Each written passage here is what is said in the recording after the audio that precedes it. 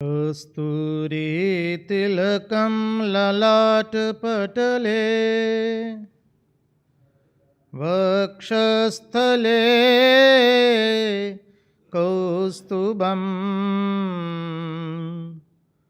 नासाग्रे वरमौक्तिकं करतले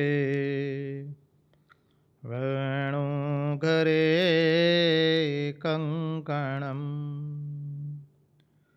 सर्वाङ्गे हरिचन्दनं सुललितं कण्ठे च मुक्तावली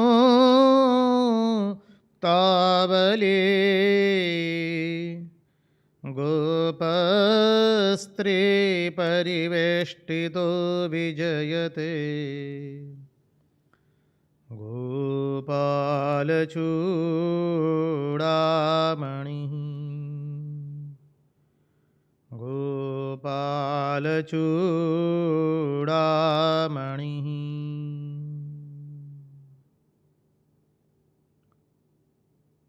स्वस्ति श्रीगणेशाय नमः। श्रीसरस्वत्यै नमः। श्रीगुरुभ्यो नमः। नारायणं नमस्कृत्यं नरं चैव नरोत्तमं देवीं सरस्वतीं व्यास ततो जयमुदीरयेत्। नमस्ते शारदे देवी सरस्वती मतिप्रदे वसत्वं मम जिह्वाग्रे सर्वविद्याप्रदा भव।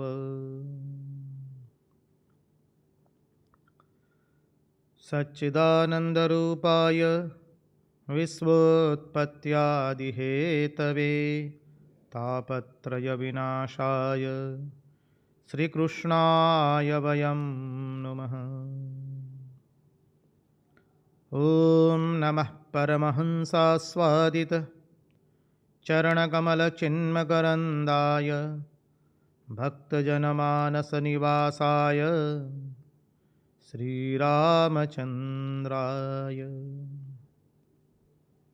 विश्वसर्गविसर्गादि नवलक्षणलक्षितं श्रीकृष्णाख्यं परं धाम जगद्धाम नमामि तत्। ॐ स्थापकाय च धर्मस्य सर्वधर्मस्वरूपिणे अवतारवरिष्ठाय रामकृष्णाय ते नमः। मुखं करोति वाचालं पङ्गुं लङ्घयते गिरिं यत्कृपातमहं वन्दे परमानन्दमाधवम्। कृष्ण कन्हैया लाल की जय। भक्तवत्सल भगवान की जय। वृंदावन बिहारी लाल की जय। भगवान श्री राम कृष्ण देव की जय। भागवत भगवान की जय। भागवत भक्त भगवान की जय। ॐ नमो भगवते वासुदेवाय। नारायण नारायण नारायण नारायण।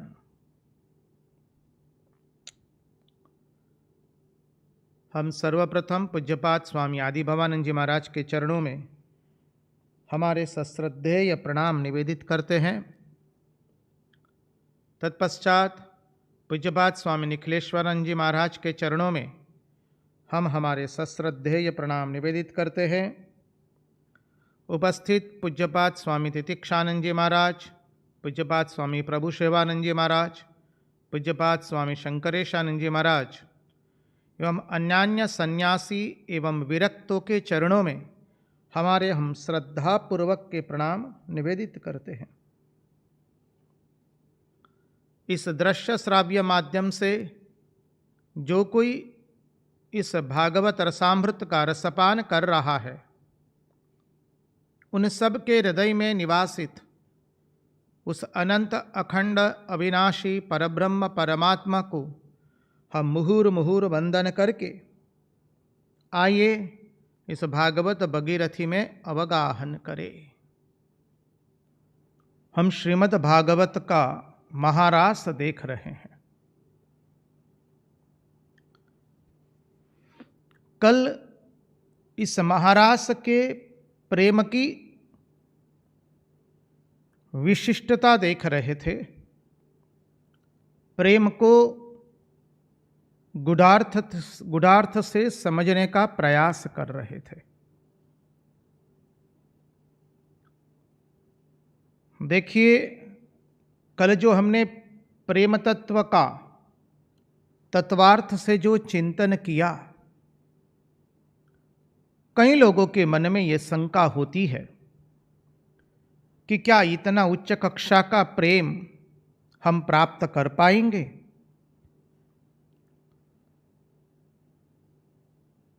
तो समझना है कि वो हमारा ध्येय है, वो हमारा लक्ष्य है। भगवान के प्रति वही प्रेम होना चाहिए।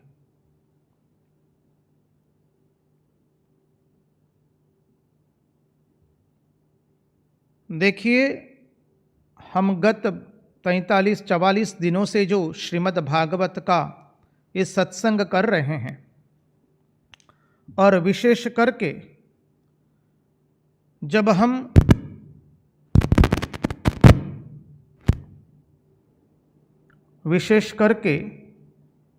हम दसम स्कंद के अंदर में रास पंचाध्यायी का चिंतन कर रहे हैं, तो हमने देखा है, उसमें क्या देखा है कि जीवन में जब तक ईश्वर के बिना हमारे मन में खालीपना न आए, ईश्वर के बिना जब तक हमारे हृदय में विरह न जगे, तब तक हमारी भक्ति की शुरुआत नहीं हुई है। हमारे मन में ईश्वर की अनुपस्थिति का खालीपना लगना चाहिए। उदाहरण से समझाते हैं आचार्य। हमारा कोई स्वजन हो जिनके साथ हम 20, 25, 30 साल रहे, अचानक वो चला गया, तो जीवन में कितना खालीपना लगता है। छोड़ दीजिए, कोई ऐसे प्रिय मित्र आ गए जो 20 दिन रह करके हमारे साथ चले गए, तो कई लोगों को तो 20 दिन के अंदर में इतना प्रेम हो जाता है, इतनी आत्मीयता हो जाती है, वो व्यक्ति चले जाने के बाद उसका खालीपना उनको जीवन में लगता है। एक सामान्य मनुष्य हमारे जीवन में आता है और वो जब चला जाता है तो उसका खालीपना हमको इतना सताता है। भगवान तो हमारे साथ अनंत अनादि अनंत काल से है।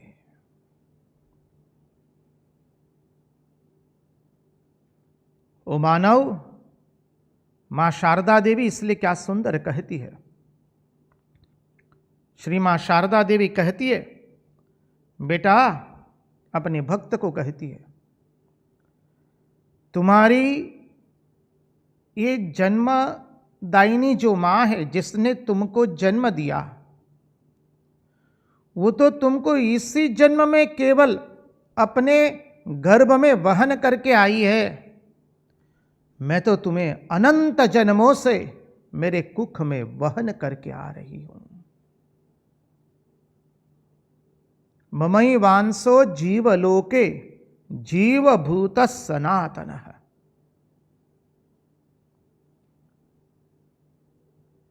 एक सामान्य मनुष्य हाड़ पिंजर का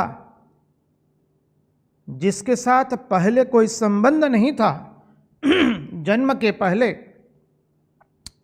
अरे बड़े हुए तब भी कोई संबंध नहीं, अचानक कोई व्यक्ति हमारे जीवन में आती है, कुछ समय तक रहती है और जब चली जाती है तो इसका विरह यदि हमें इतना सताता है तो मानव अनंत अनंत काल से भगवान हमको अपनी उनकी कोख में वहन करके लेकर आ रहे हैं।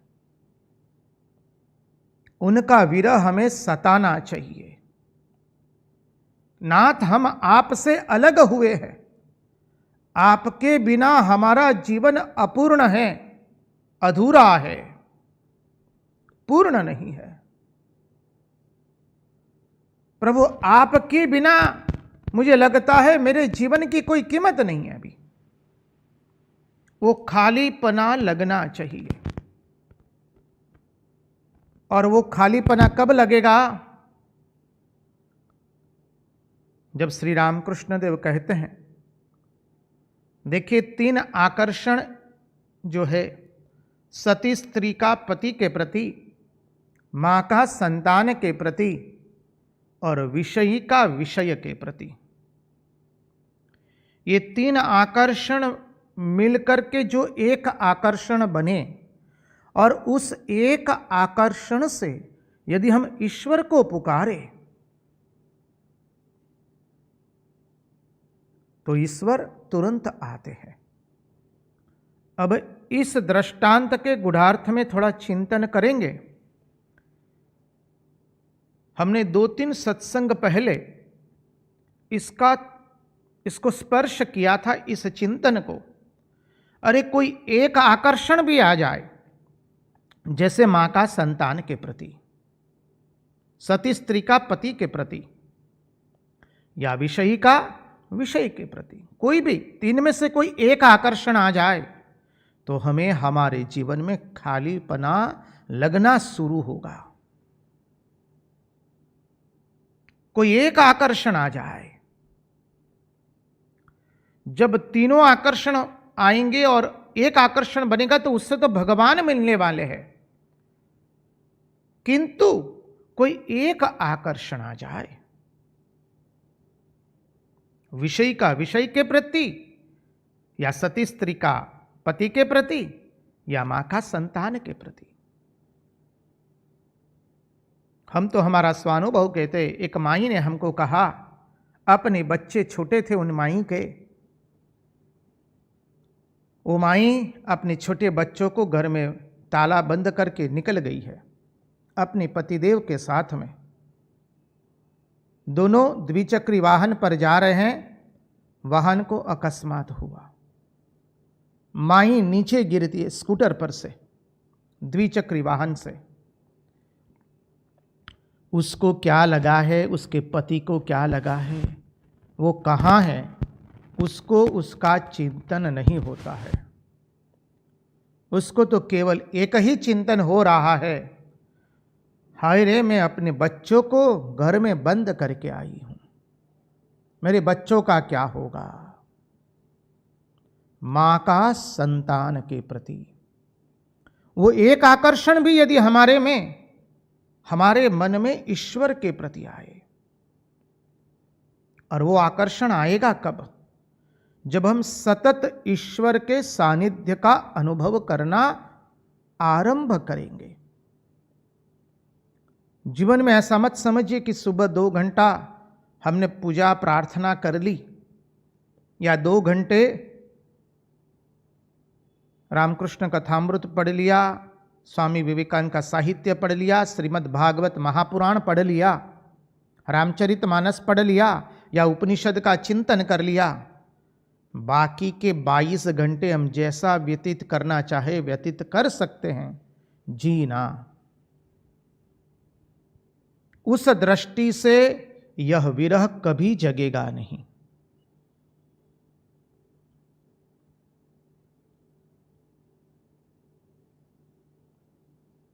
जो सुबह में हमने भगवान के साथ बैठ करके अपने मन को खाली किया है, अपने मन में भगवान का चिंतन करने का, श्रवण करने का प्रयत्न किया है, तत्पश्चात जो शास्त्र पढ़े हैं, अब वो चिंतन की धारा बाकी के 22 घंटे रहनी चाहिए। एक सामान्य प्रश्न आता है, आप कहेंगे महाराज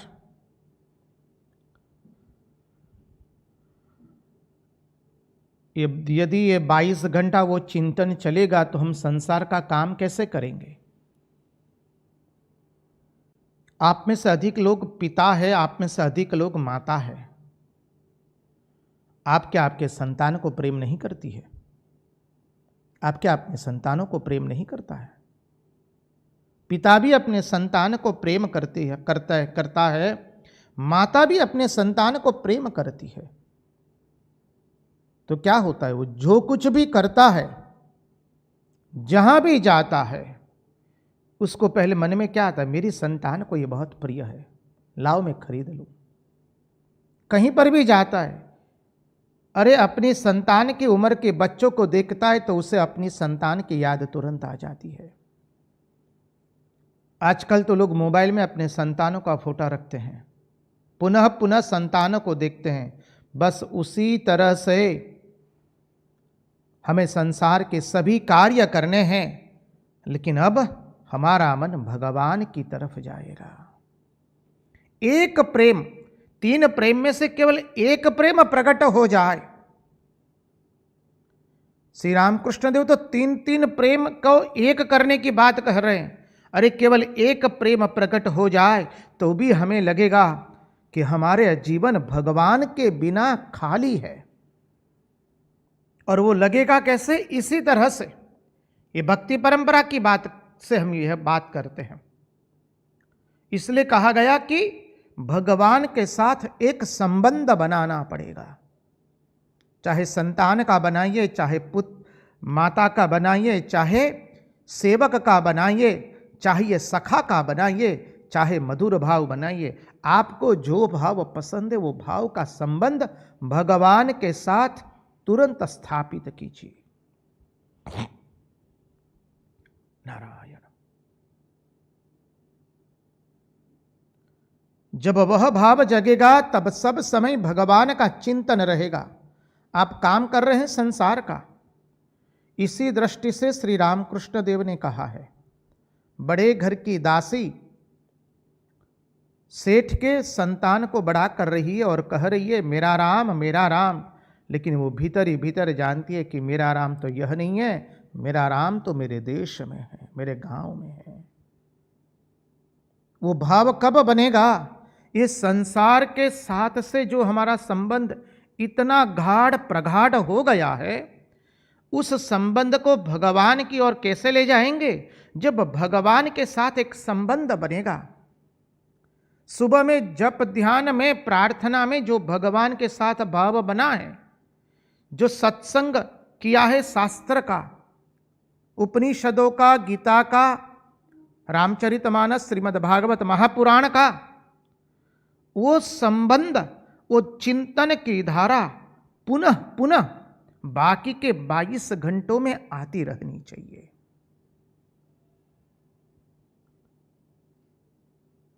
इसलिए भगवान ने कहा गीता के अंदर में, तेषाम सतत युक्तानाम भजताम प्रीतिपूर्वकम।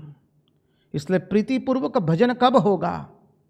जब भगवान के प्रति वो संबंध बनेगा। संक्षिप्त में तात्पर्य यही है कि भगवान के प्रति प्रेम आना चाहिए। प्रेम लगाना चाहिए रे मनुवा, प्रेम करना चाहिए रे। प्रेम के सिवा और कुछ नहीं है। बिना प्रेम से नहीं मिले नंदलाला। ईश्वर के प्रति प्रेम आ जाना चाहिए। इसलिए भगवान कहते हैं तेषाम सतत युक्तानाम भजताम प्रीतिपूर्वकम।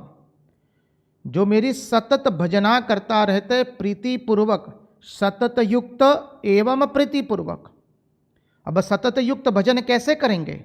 पुनः पुनः उसका स्मरण होता रहे। एक महात्मा जी थे, कार्य में व्यस्त रहते थे। किसी से भी कितना भी कार्य हो, किसी से कितना भी बातचीत करना हो, वो बीच बीच में अपने ऊपर के खिस्से में से कुछ निकाल करके देखा करते थे, वापस वो बीच में अपने पॉकेट में रख देते थे। उनके एक शिष्य ने देखा कि वो क्या था। बोले भगवान श्री रामकृष्ण देव का बहुत सुंदर छवि थी, श्री रामकृष्ण देव की। सब काम कर रहे, सबसे बातचीत कर रहे, पुनः पुनः उस छवि को देख रहे।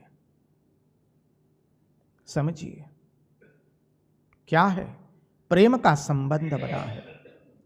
तेसाम सतत युक्ता नाम भजताम प्रीतिपूर्वकम। तब भगवान कहते ददामी बुद्धि योगम तम ये न मामुपयांति ते। उसको मैं बुद्धि योग प्रदान करता हूं। इसलिए स्वामी शिवानंद जी महाराज, महापुरुष महाराज ने बहुत सुंदर तरीके से कह दिया कि सारा दिन भगवान नाम स्मरण करना, अर्थात भोर में उठ करके भगवान के नाम का नशा ऐसा ले लो कि वो चिंतन सारा दिन चले। तो यह है प्रेम की भाषा। जो कल हमने देखा था वो प्रेम के बारे में। वो प्रेम पहले कैसे प्रकट का, पहले एक प्रेम आए, मां का संतान के प्रति हो, चाहे सती स्त्री का पति के प्रति, चाहे विषयी का विषयी के प्रति। जब वो एक प्रेम आएगा तो धीरे धीरे क्रमशः उस प्रेम बढ़ता रहेगा। और जब वह प्रेम आएगा तब हमारे जीवन में भगवान के बिना हमारा जीवन अधूरा है, अपूर्ण है, खालीपना लगेगा। जैसे कई लोगों को खालीपना लगता है कि महाराज हमने जीवन में कोई अर्थ की प्राप्ति ही नहीं की। हमको कितने लोग कहते हैं महाराज हमारी ये इच्छाएं थी लेकिन हमारे जीवन में कुछ नहीं हुआ। अर्थ की प्राप्ति करना चाहते थे लेकिन वो प्राप्ति नहीं हुई। तो अर्थ की प्राप्ति न होने के कारण अर्थाभाव मन में है। बस वही भाव हमें हमारे भगवान के लिए होना चाहिए, क्योंकि श्री रामकृष्ण देव ने स्पष्ट कर दिया मनुष्य जीवन न उद्देश्य ईश्वर ने चाहवो, ईश्वर ने प्रेम करवो। मनुष्य जीवन का उद्देश्य ईश्वर को चाहना, ईश्वर को प्रेम करना। उसी को स्वामी विवेकानंद अपनी वैज्ञानिक भाषा में प्रस्तुत करते हुए कहते हैं, each soul is potentially divine, the goal is to manifest this divinity within. हमारे हृदय में, हमारे भीतर में छुपी हुई उस दिव्यता का प्रगटीकरण करना, वही हमारे जीवन का लक्ष्य है। आप लोगों को लगेगा ये प्रेम प्राप्त करना अत्यंत कठिन है, तो समझ लीजिए भगवत मार्ग पर चलना आसान नहीं है, नहीं है, नहीं है। मां ने स्पष्ट कह दिया है, मां शारदा देवी कह देती है, बेटा भगवत प्राप्ति के लिए बहुत मेहनत करनी पड़ेगी, बहुत मेहनत करनी पड़ेगी। हम लोगों का अधिकांश भाव क्या होता है जानते हैं? हमारी परमार्थ की यात्रा में रुकावट कहाँ आ जाती है? हम चाहते हैं हमारे सब विषय भोग हमको प्राप्त हो, हमारी गोदी के अंदर में पौत्र पौत्री खेलते रहे, नाता नाती खेलते रहे, हमारे कंधे पर हमारे पौत्र पौत्र आदि चढ़ते रहे, और उतने में भगवान भी आ जाए और कहे लो मैं तुमको दर्शन देने के लिए आया हूं। ये आध्यात्मिकता कतई नहीं है, कतई नहीं है, कतई नहीं है। समझ लीजिए, ये कभी नहीं हो सकता है। हम सब विषय भोग प्राप्त करेंगे और भगवान आकर के हमें दर्शन देंगे। जी ना, प्रेम गली अति सांकरी तामे दो न समाय। तो आप कहेंगे क्या महाराज हम सबको संसार छोड़ के भागना है? जी ना, हमारा शास्त्र कुछ छोड़ने को नहीं कहता है। बाह्य तरह से यदि आप गृहस्थ है, वानप्रस्थ है, तो छोड़ने की कोई बात ही नहीं है। आप जहां हैं वहां से आपका मोड़ आप घुमा दीजिए। हमारा कोई शास्त्र छोड़ने की कोई बात नहीं कहता है। शास्त्र कहता है आप जहां हैं वही रहना है। जो कार्य कर रहे वही कार्य करना है। चाहे धंधा करते हैं, कार्यालय में कार्य करते हैं, किसान का काम करते हैं, श्रमिक है, वैद्य है, इंजीनियर है, कोई भी है आप, या गृहिणी है,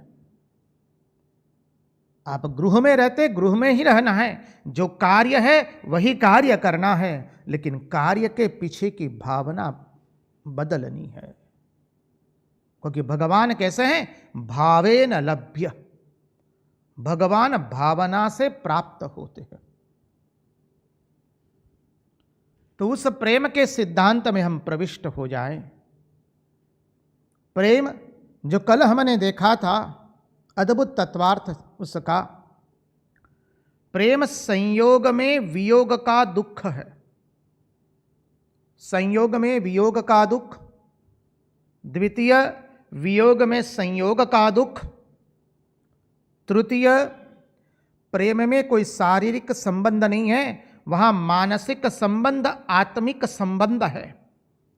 प्रेम द्वैत को द्वैताद्वैत मिटा देता है। प्रेम द्वैत को मिटा देता, अद्वैत है वहां तो।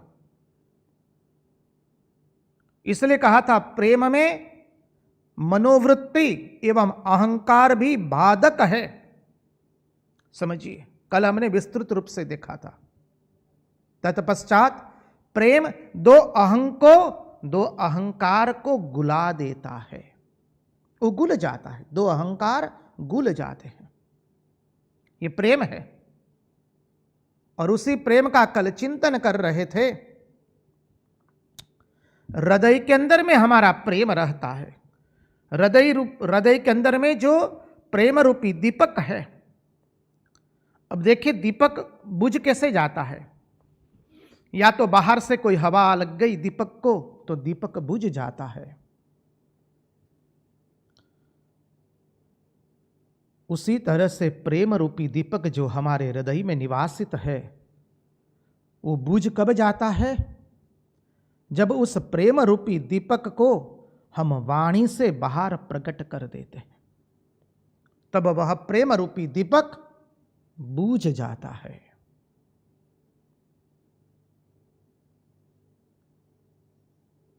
प्रेम में बोलना नहीं होता है। प्रेम, जो प्रेमी है वो मूक हो जाता है।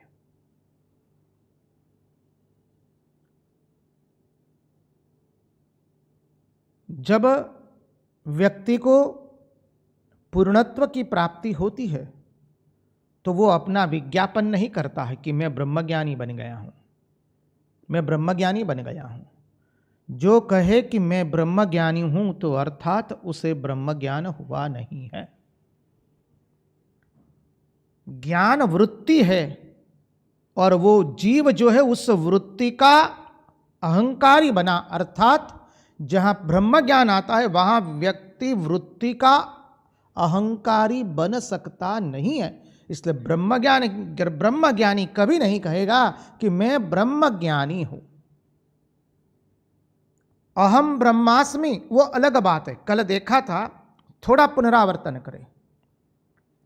अहम ब्रह्मास्मि वो वृत्ति नहीं है, वो महावाक्य का श्रवण करके हमारा वो साधन बनता है। 4 महावाक्य है उसमें से। अहम ब्रह्मास्मि, अहम ब्रह्मास्मि कोई अहंकार नहीं है, वो साधन है। लेकिन मैं ब्रह्मज्ञानी हूं वो साधन नहीं है, वो अहंकार है। श्री रामकृष्ण देव के अंतरंग सन्यासी शिष्य स्वामी तुरानंद जी महाराज एक बार वाराणसी क्षेत्र में आश्रम में थे, हमारे रामकृष्ण आश्रम में। वहां पर एक युवक आता है और कहता है, महाराज मुझे ब्रह्मज्ञान हो गया है ना, लगता है ना आपको? महाराज ने कहा, बेटा तेरी ये जो शंका है वही प्रतिफलित करती है कि तुम्हें ब्रह्म ज्ञान नहीं हुआ है। जब पूर्णत्व की प्राप्ति होती है तो व्यक्ति में शंका नहीं रहती है, और जब पूर्णत्व की प्राप्ति होती तो व्यक्ति कहता नहीं है। ब्रह्म जो है वो वाणी का विषय नहीं है। कल हमने देखा था, श्री रामकृष्ण देव ने अपने जीवन से बताया है, वो कल उसका चिंतन किया। तो जैसे ब्रह्म मुंह से ब्रह्म का वर्णन नहीं कर सकते हैं, वैसे ही प्रेम का वर्णन मुंह से कर सकते नहीं है।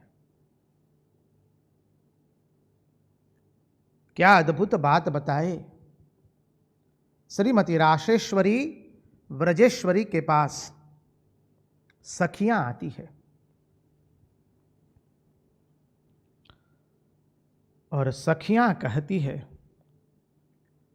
हे ब्रजेश्वरी, हे रासेश्वरी, आप में श्री कृष्ण के लिए कितना कितना प्रेम है। श्रीमती राधिका जी कहती है, नारे सखी, मेरे में तो हमारे प्राण प्रिय श्री कृष्ण के लिए तनिक भी प्रेम ही नहीं है।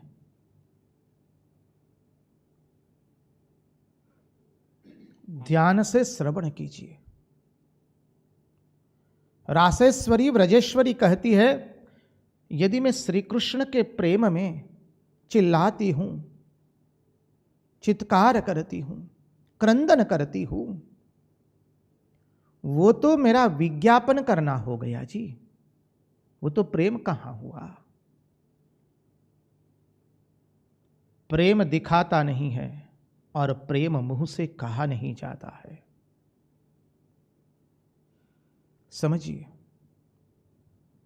व्रजेश्वरी रासेश्वरी श्रीमती राधा रानी कहती है, यदि मैं श्री कृष्ण के प्रेम में चिल्लाती हूं, क्रंदन करती हूं, तो मेरा प्रेम कहां हुआ, वो तो मैं अपना विज्ञापन कर रही हूं।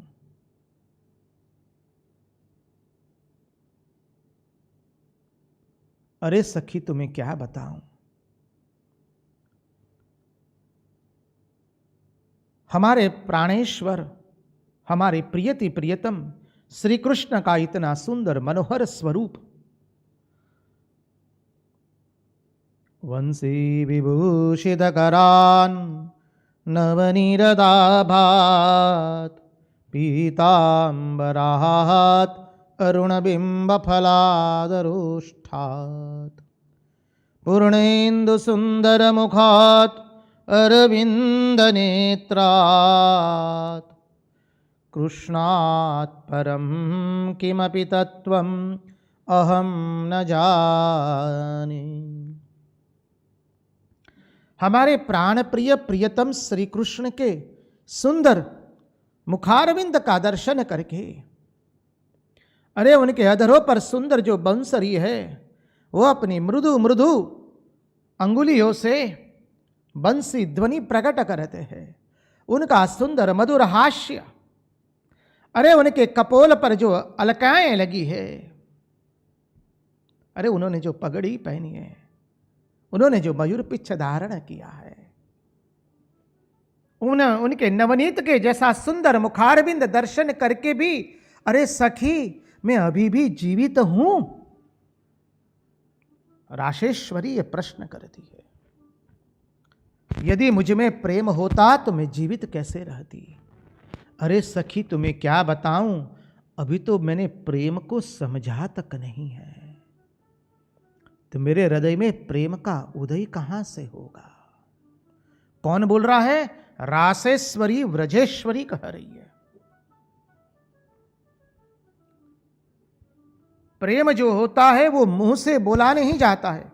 प्रेम और ब्रह्म दोनों एक ही है, हम देखेंगे आज। इसलिए श्रीमती रासेश्वरी कहती है कि सखी, मुझ में प्रेम नहीं है। नारायण। प्रेम जो है वो कभी विषय नहीं बनता है, समझिए। ब्रह्म ज्ञान जो है कभी ज्ञेय नहीं बनता है, वो ज्ञान का विषय नहीं बनता है। वैसे ही प्रेम जो है वो कभी विषय नहीं बनता है।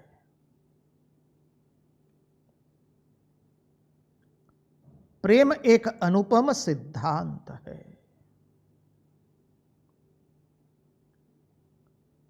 इसलिए श्रीमती रासेश्वरी व्रजेश्वरी कहती है, अरे गोपी, अरे सखी, मैं तुम्हें क्या बताऊं, मुझ में तो प्रेम ही कहां है।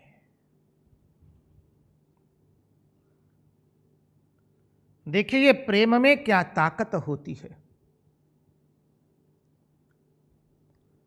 उसका निरूपण करते हुए आचार्य हमें समझाते हैं।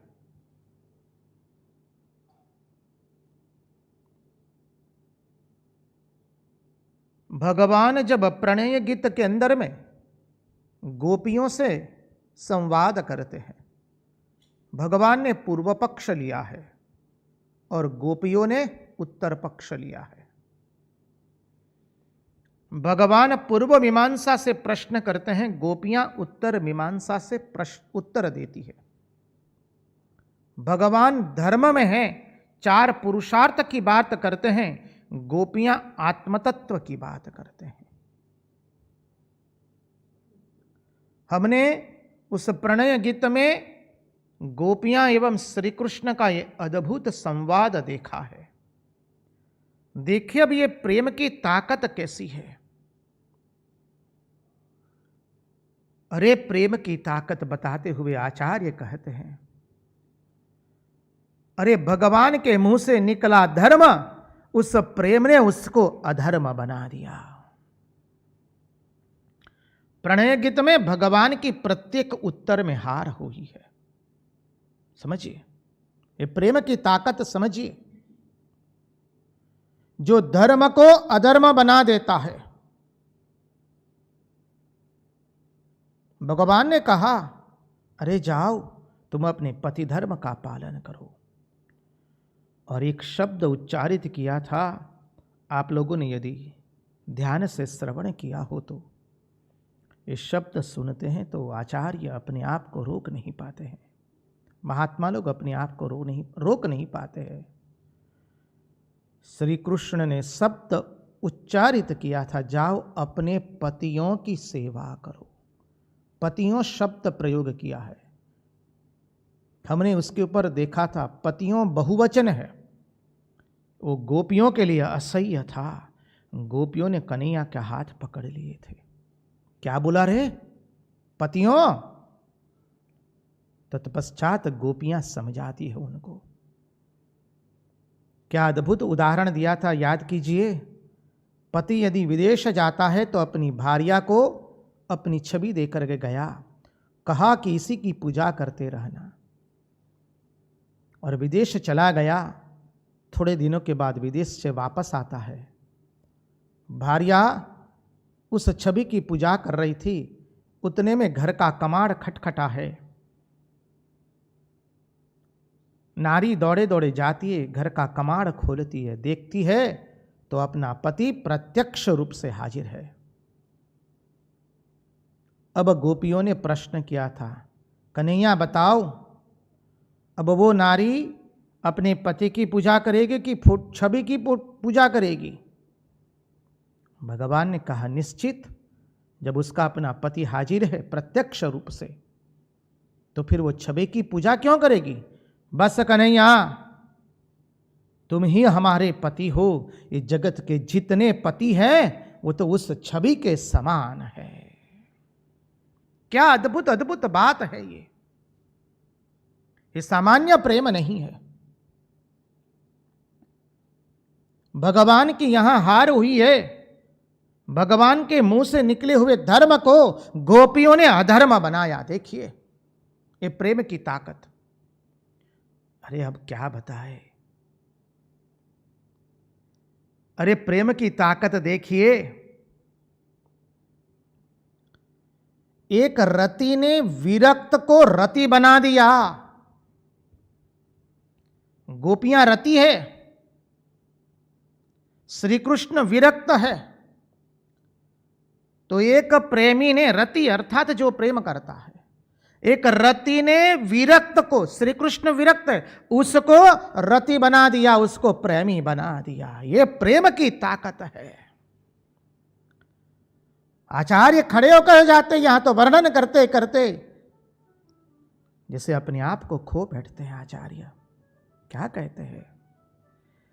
अरे एक परिच्छिन्न ने पूर्ण को अपने हथेली पर धारण कर लिया, यह प्रेम की ताकत, अब अधिक क्या कहे। यहां तो बलिहार हो जाते। ये प्रेम की ताकत देखिए। एक परिच्छिन्न, प्रेम परिच्छिन्न है, गोपी परिच्छिन्न है, और परमात्मा को अपनी हथेली पर उसने धारण कर लिया है। और एक जीव ईश्वर की ईश्वरता को भुला करके ईश्वर को जीव बना देता है, ये प्रेम की ताकत है। ये प्रेम की ताकत समझिए, ये कोई सामान्य ताकत नहीं है। ये प्रेम की ताकत है। गोपियों के प्रेम को सामान्य प्रेम मत समझिए मानव, कतई ये भूल मत करना। उस प्रेम की हम केवल कल्पना ही कर सकते हैं। अत्यंत विशुद्ध प्रेम है। उस प्रेम को पुनः पुनः हम साष्टांग दंडवत प्रणाम करते हैं। वो प्रेम तो हमारे लिए हमारा किनारा है, वो हमारा गंतव्य स्थान है, हमारा ध्येय है।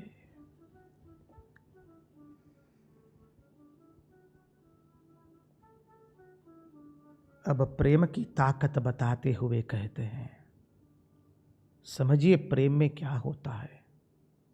प्रेम की महिमा गाते हुए महात्मा लोग समझाते हैं। हम लोग कहते हैं, अरे तुम्हारे लिए ये लाना था मैं भूल गई, अरे आपके लिए ये लाना था मैं भूल गया। समझिए प्रेम में कभी विस्मरण नहीं होता है। प्रेम में प्रतिक्षण पूर्ण रूप से स्मरण विद्यमान रहता है। प्रेम की प्रथम निशानी है। प्रेम में विस्मरण नहीं होता है। दूसरा, द्वितीय, प्रेम में विस्मरण है ही नहीं। तृतीय, प्रेम में कहीं संकीर्णता नहीं है। चतुर्थ, प्रेम में कहीं संकोच नहीं है। पंचम, प्रेम में पूर्ण त्याग है। षष्ठम, प्रेम में पूर्ण रूप से निराभिमानिता है। और अब सप्तम क्या बताए, आप लोग समझ गए होंगे, प्रेम में मौन है। उस प्रेम पर हम वारी जाते हैं, बलिहार हो जाते हैं। भक्ति योग में से ही स्वामी विवेकानंद के कुछ व्याख्यानों को निकाल करके प्रेम योग का नाम दिया गया है। स्वामी जी भी अपने उस प्रवचनों में कहते हैं ये प्रेम है। शक्य हो आप उसका अवश्य पठन करें। उसमें स्वामी विवेकानंद इस गोपी प्रेम और राधा प्रेम की अद्भुत बात, अद्भुत ज्ञान वैराग्य का समन्वय करके हमारे सामने प्रस्तुत करते हैं। प्रेम में ये 7 बातें होती है। प्रेम में कभी विस्मरण नहीं होता है। प्रेम में सतत स्मरण है। द्वितीय। तृतीय, प्रेम में कहीं संकीर्णता नहीं है। चतुर्थ, प्रेम में कहीं संकोच नहीं है। पंचम, प्रेम में पूर्ण त्याग है। षष्ठम, प्रेम में पूर्ण निराभिमानिता है। और सप्तम, प्रेम मौन है।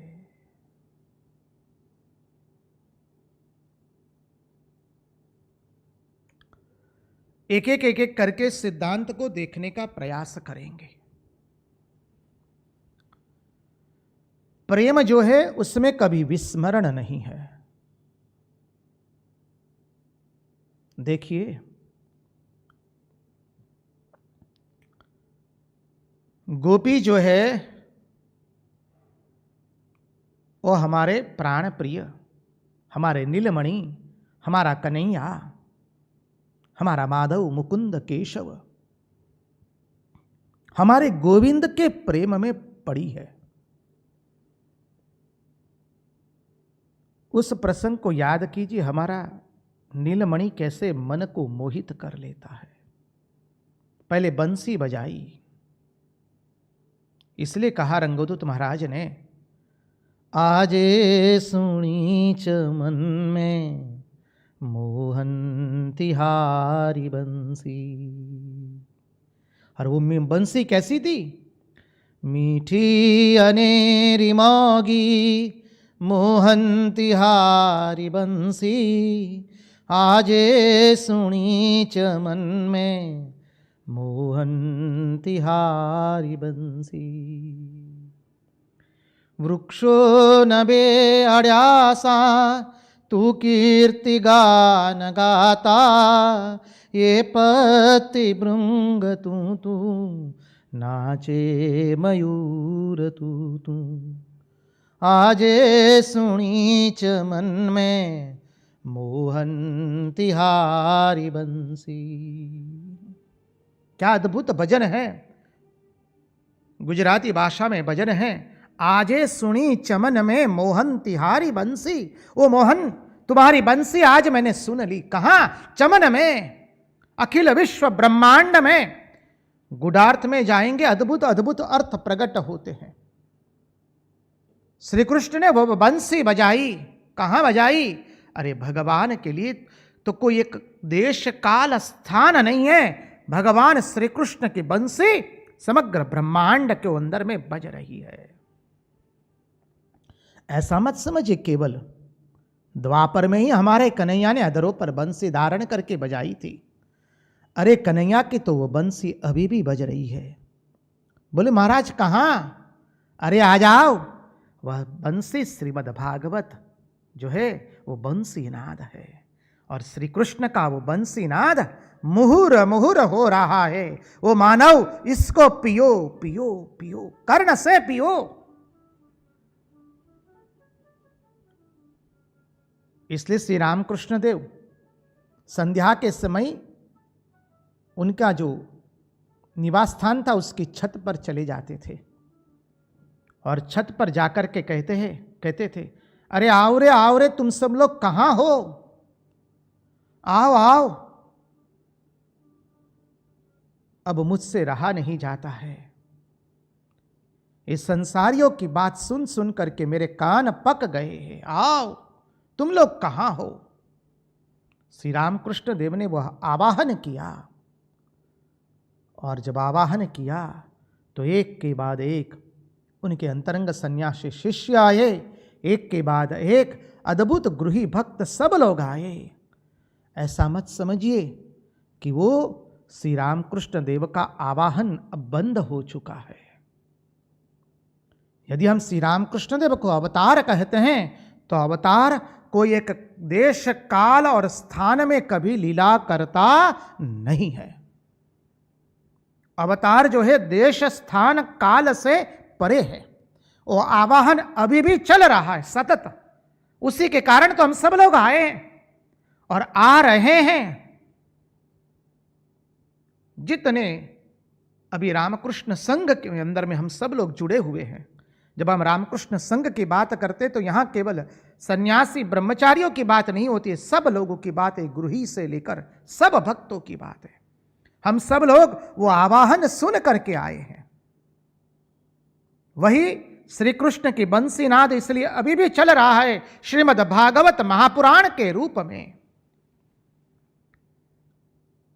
अधिक क्या बताए, इसलिए श्री मां शारदा देवी कहती है, जो लोग आए थे, जो लोग आए हैं और जो लोग आने वाले हैं, उन सब के लिए मेरे आशीर्वाद है, क्योंकि अवतार कोई देश काल और स्थान से आबद्ध नहीं होता है। समझिए, यदि वो आबद्ध हो जाए तो अवतारत्व नहीं रहा।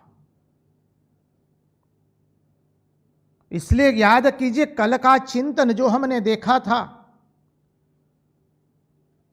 कोई विषय की व्याख्या यदि हम तत्व के दृष्टि से न कर सके तो वो केवल विनोद रह जाएगा। कोई विषय वस्तु की व्याख्या हम यदि तत्वार्थ से न कर सके, तत्व बिंदु से न कर सके, तो वो केवल विनोद रह जाएगा। और हमारे गोपियों का ये महारास, भगवान की अद्भुत लीला, उसको तत्वार्थ से देखना पड़ेगा। उसमें तत्व दर्शन है। इसलिए दर्शन जो होता है वही धर्म होता है और वहीं पर अंतरंग उपलब्धि होती है। इस सिद्धांत को समझिए, वेदांत का सिद्धांत है। नारायण।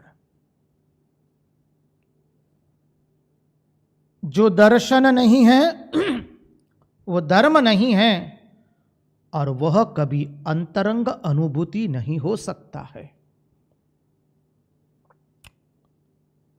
इसलिए गोपियों का प्रेम जो है वो दर्शन है, इसलिए वो धर्म है, इसलिए उसकी अंतरंग अनुभूति हो सकती है। विषय को प्रतिपाद्य कर किया जाता है, शास्त्र से प्रमाणित करना पड़ेगा। अवतार को भी अपना अवतारत्व शास्त्र से प्रमाणित करना पड़ता है।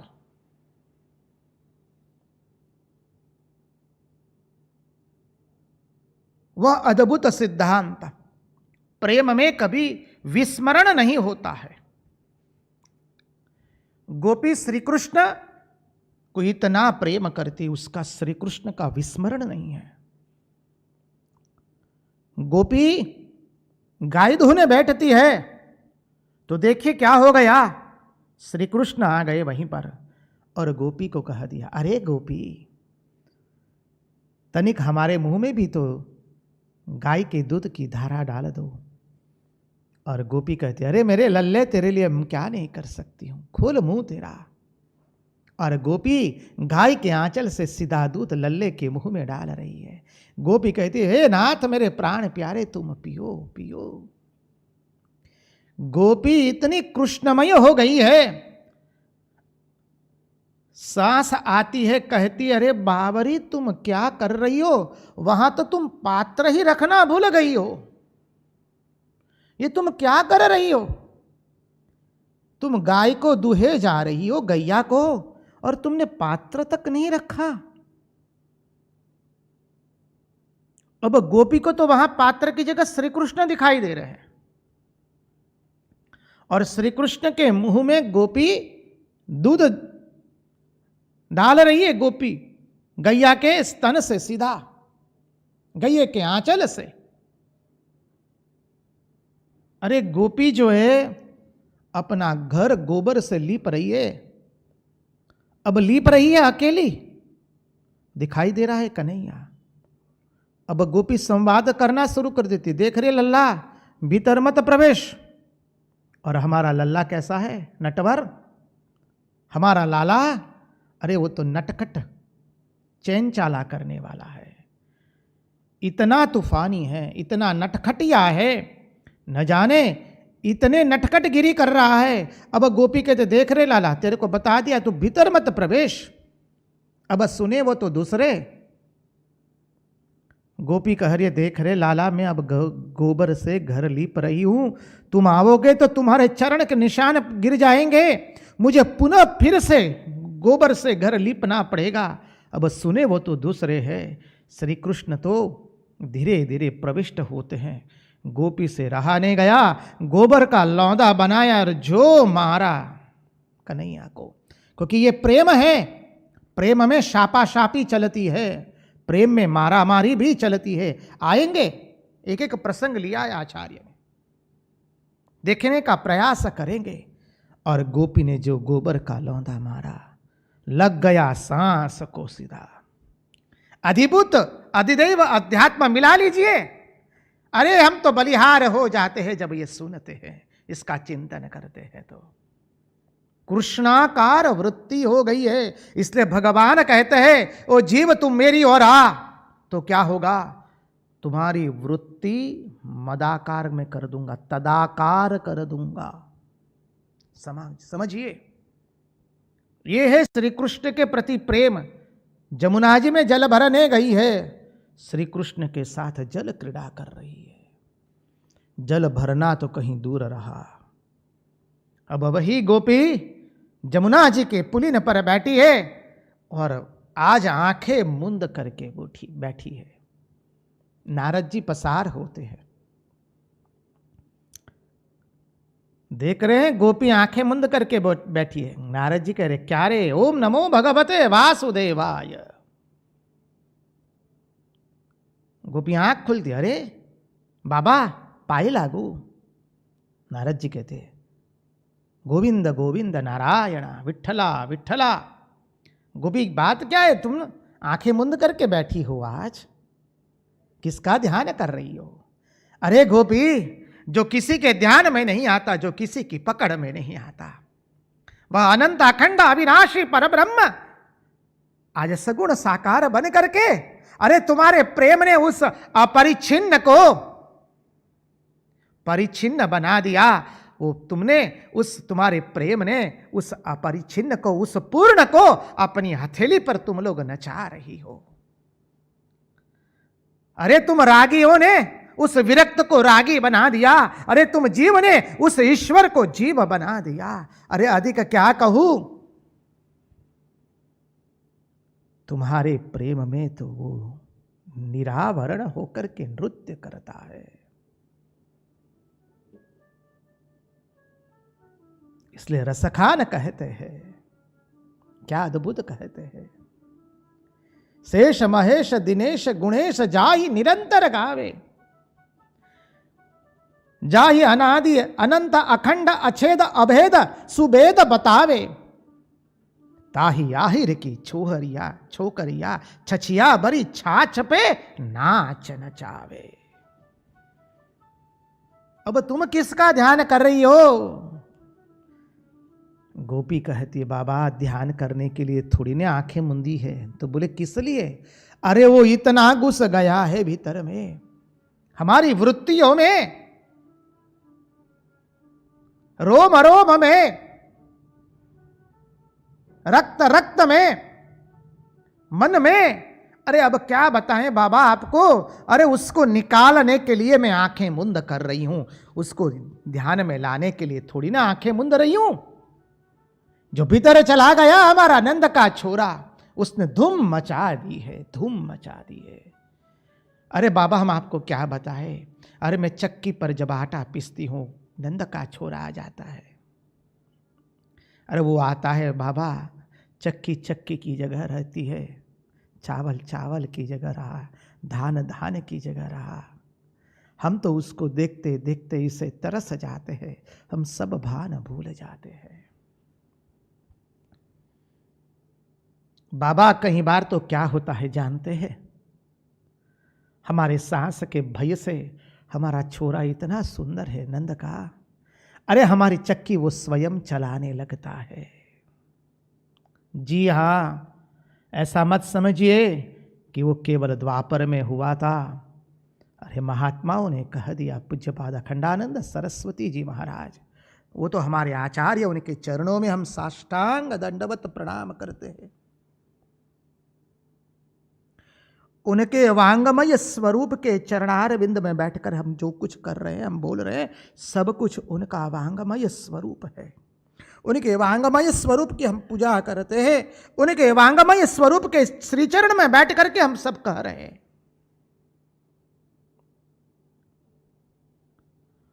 कह दिया, वृंदावन में एक माई थी, 80 साल की उम्र माई की। कितने महात्माओं ने उसका अनुभव किया है, हम क्या बताएं अधिक आपको। महात्मा लोग वर्णन करते करते गदगदित हो जाते हैं, उनका कंठ अवरुद्ध हो गया है महात्माओं का। 80 साल की मैया, नियम है हर रोज महात्माओं के लिए रोटी बनाना, चपाटी बना करके दाल के साथ उनको खिलाना, चने की दाल, मूंग की दाल के साथ महात्माओं को भिक्षा देना। मैया की उम्र है 80 वर्ष की, समझ लीजिए। और मैया हर रोज 4 सेर 5 सेर के आटे की रोटियां बनाती है और चक्की पर मैया खुद पीसती है गेहूं। महात्मा लोग कहते, मैया इस उम्र में तुम कैसे पीसती हो? मैया इस उम्र में तुम रोटियां कैसे बनाती हो? मैया इस उम्र में तुम महात्माओं को कैसे भिक्षा दे पा रही हो? मैया के नेत्र सजल हो गए। क्या अद्भुत भाव है। मैया ने कह दिया, बाबा पाए लागू पुनः पुनः आपके चरणों में। बाबा वो पिसा देता है, बाबा वो रोटियां बना देता है, बाबा वो रोटियां थेप भी देता है। मेरा लाला है ने, मुझे अकेली को कुछ करने नहीं देता है। कृष्ण कन्हैया लाल की जय। जो दर्शन है वह धर्म है, वह अंतरंग की अनुभूति होती है। जिस वस्तु की व्याख्या हम तत्व से न कर सके वह केवल वाणी का विनोद हो जाता है। सिद्धांत को प्रतिपादित कीजिए। बहुत सुंदर प्रसंग आ रहा है आगे। इस प्रेम क्या महाराज से विनती करेंगे, वह भजन गाएंगे, नागर नंदा जीना लाल। बहुत लोगों ने विनती किया है हमको, महाराज श्री ने कहा कि उस भजन का फिर से पुनः भजन गाया जाए, उसका हिंदी भावार्थ समझाया जाए। हम आपको कह दे, हमारे नरसिंह का एक भी भजन वो वाणी से निकला हुआ नहीं है, वो तो समाधि में जो दर्शन हुए। अरे इस भजन की हम आपको भाव बता दे, संक्षिप्त के अंदर में भावार्थ बताते हैं। संक्षिप्त में भावार्थ बता दे। हमारा नरसैया समाधि में रासलीला के दर्शन कर रहे हैं, हाथ में मशाल लिए हमारा नरसिंह खड़ा है और रासलीला का अद्भुत दर्शन कर रहे हैं हमारे नरसिंह। और रासलीला के दर्शन करते करते हमारे नरसिंह ने देखा हमारे रासेश्वरी व्रजेश्वरी की नाथ की नाक की नतनी गुम हो गई है। व्रजेश्वरी रासेश्वरी पूछती है श्री कृष्ण से, हमारी नथनी गुम हो गई है। नागर नंद जीना लाल, वो अब नंद के लाल नहीं है, हमारा नरसैया नागरी नाथ में प्रकट हुआ था। धन्य है उस नाथ को जिसने ऐसे अद्भुत संत को प्रकट किया। इसलिए प्रेम की भाषा देखिए, जो अभी देखा, प्रेम की क्या ताकत है। अब विरुद्ध लग गया है आगे हमारे कन्हैया की आगे। नागर नंद जीना लाल, नागर नंद जीना लाल, रास रमनता मारी नथणी खोवाणी। खोवाणी मानी गुम हो गई है। नथणी अण शब्द प्रयोग है गुजराती में उसके लिए। हमारे नाक की नथनी हिंदी वाले न बोलते, अण का प्रयोग नहीं है वहां इस शब्द के लिए। वो गुम हो गई है।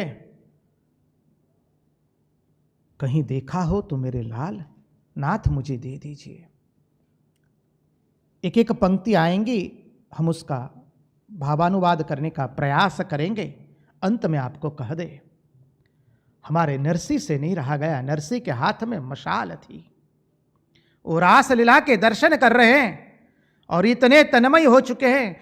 वो मशाल जो थी वो कब वो आग नरसिंह के हाथ को पकड़ लेती है, नरसिंह को उसका भान नहीं है। और आग ने नरसिंह के हाथों को पकड़ लिया। श्रीमती राशेश्वरी ने देखा, मां राशेश्वरी व्रजेश्वरी छोड़ करके तुरंत नरसिंह के हाथ को पकड़ लेती है और आग की ज्वालाओं को शांत करती है और नरसिंह की समाधि भंग हो गई है। यहां पर यह अद्भुत भजन है नरसिंह मेहता का। एक एक जो भाव है अत्यंत दिव्य है। महाराज से विनती करेंगे कि भजन शुरू करें।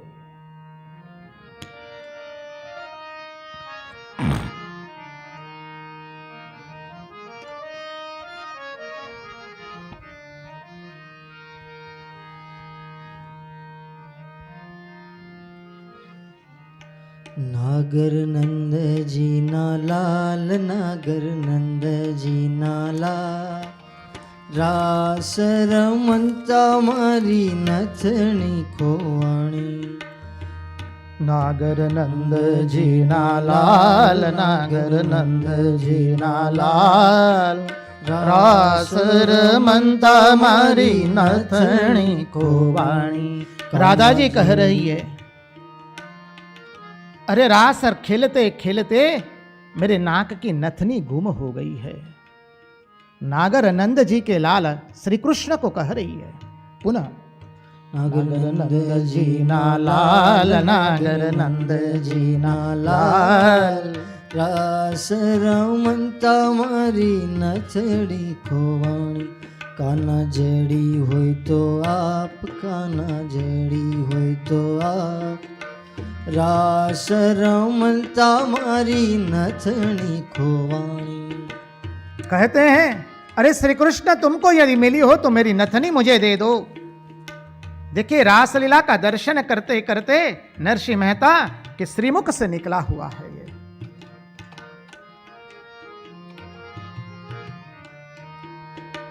नानी नानी नथनी ने माही जड़ेला हीरा, नानी नानी नथड़ी ने माही जड़ेला हीरा।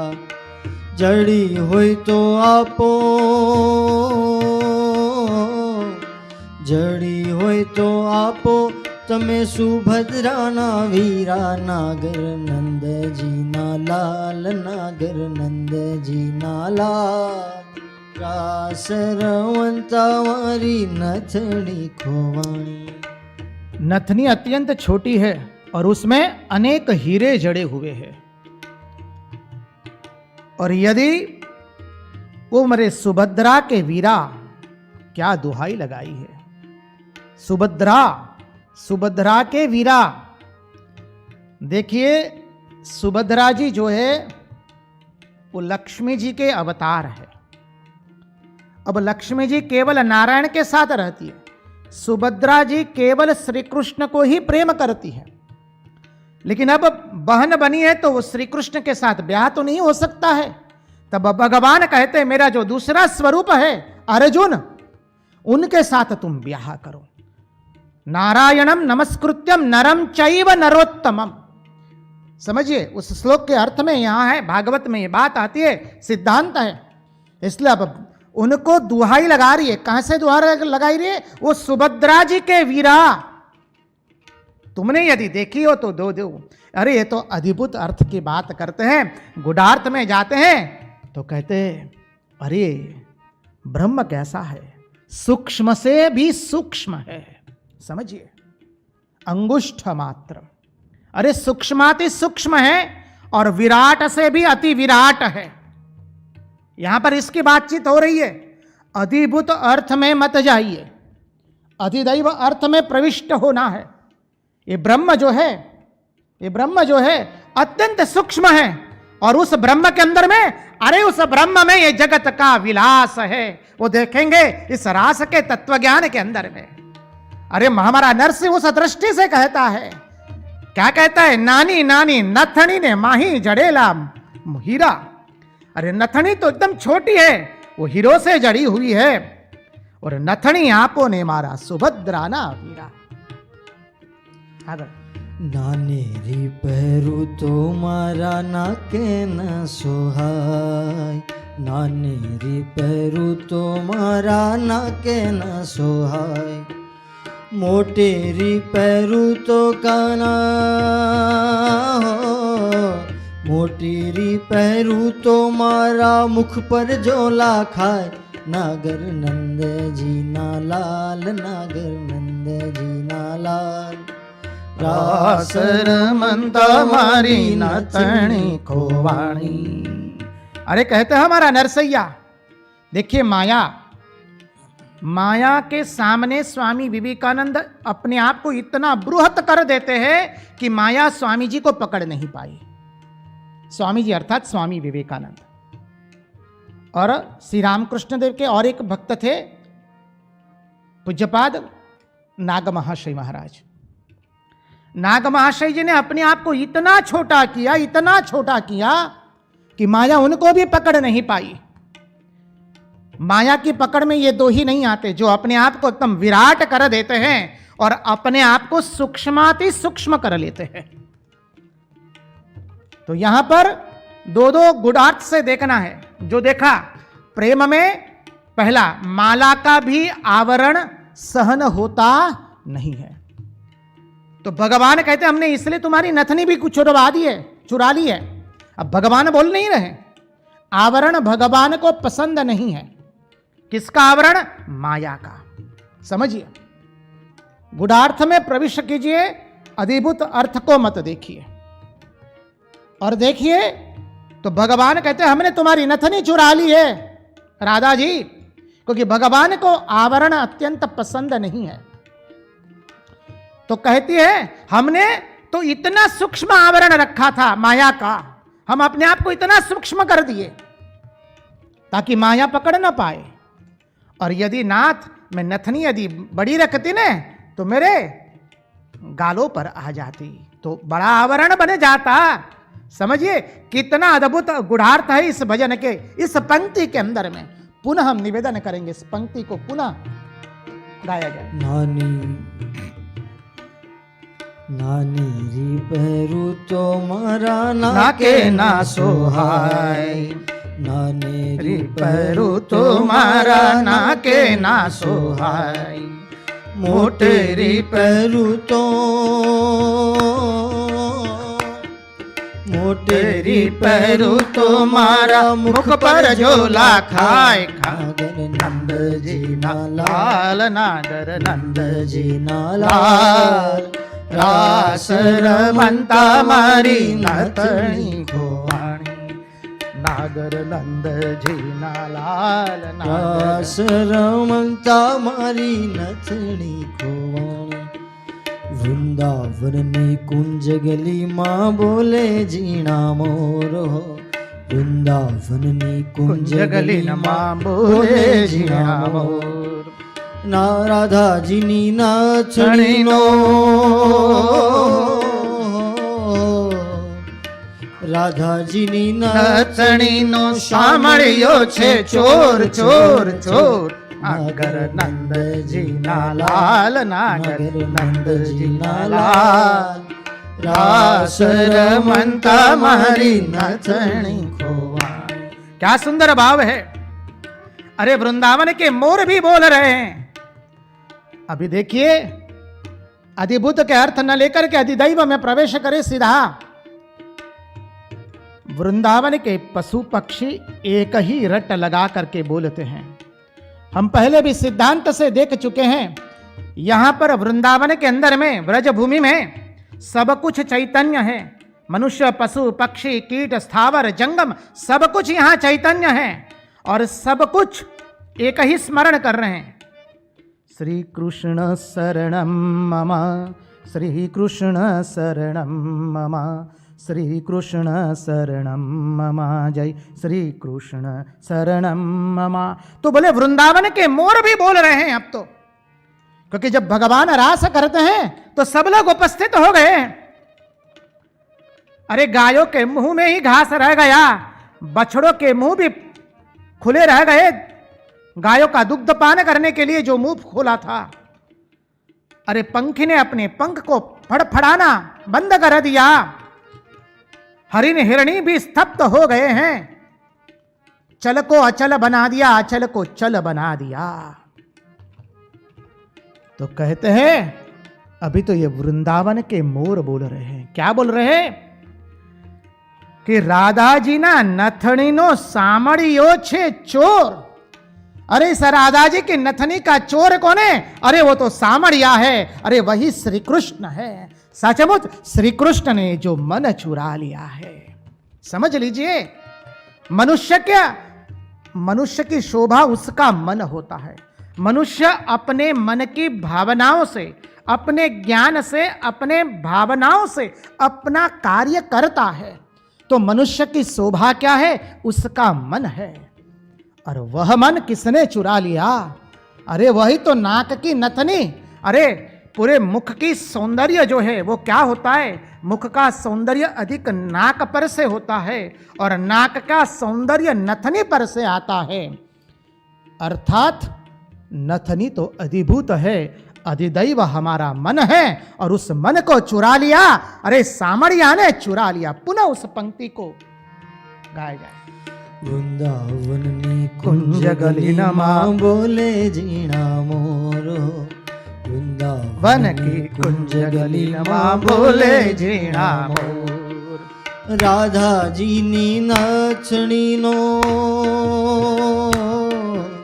राधा जी नी नाचणी नो सामड़ियो छे चोर चोर चोर। नगर नंद जी ना लाल, नगर नंद जी ना लाल। रास रमंता मारी नथनी खोवाणी। नचणी रे आपोने प्रभु नंदना कुंवर। नचणी आपोने प्रभु नंदना कुंवर। नरसैयाना स्वामी ऊपर, नरसैयाना स्वामी ऊपर जाऊ बलिहार। नंद जी ना लाल नागर नंद जी ना लाल। रास रमंता मारी नथनी खोवाणी। अब राधा जी कहती है अरे नंद के कुमार हमारी नथनी दे दो। नथनी अधिभूत है। मन की चर्चा हो रही है, माया के पर्दे की चर्चा हो रही है। क्या क्या गुणार्थ हम बताएंगे आपको। मानव इस भजन को समझने के लिए जितना हो सके आप अपने मन को पवित्र करके इस लीला का चिंतन कीजिए और अधिक गुणार्थ इसमें से प्रकट होगा और बलिहार हो जाएंगे। हमारा नरसैया कहता है अरे नथनी आपो। ओ नंद के कुमार राधा जी कहती है। अब कहते नरसैया नो स्वामी ऊपर जाऊं बलिहार। अरे जो मन चुरा करके ले गया उसी के कह रही है। अरे हम नरसैया के स्वामी, हमारा नरसैया का स्वामी श्री कृष्ण है। राधा जी कहते उसके पर हम बलिहार हो चुके हैं। अर्थात क्या रहा? अब मन रहा ही नहीं। जो मन की चोरी हमारा कन्हैया करके चला गया। अद्भुत है। नचनी आपोने प्रभु नंदना कुंवर। नथनी आपोने प्रभु नंदना कुंवर।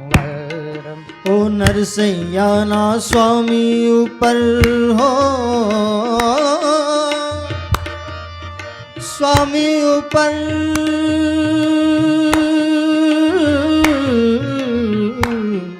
नरसैया ना स्वामी ऊपर जाऊं बलिहार। नागर नंद जी ना लाल, नागर नंद जी ना लाल। रास रमंता मारी नथनी खोवाणी। काना जड़ी होय तो आप, काना जड़ी होय तो आप। रास रमंता मारी नथनी खोवाणी। रास रमंता मारी नथनी खोवाणी। कृष्ण कन्हैया लाल की जय। कृष्ण कन्हैया लाल की जय। तो चले अब आगे हम हमारे नंदनंदन यशोदानंदन की लीला एक छोटा सा बिंदु देख लेंगे। प्रेम में कभी विस्मरण नहीं होता है, देख लिया वो। तृतीय है प्रेम में कहीं संकीर्ण भाव नहीं होता है। उसका तत्वार्थ बहुत सुंदर है, कल देखेंगे। एक छोटा सा देख लेते हैं। प्रेम में परिपूर्ण रूप से त्याग है।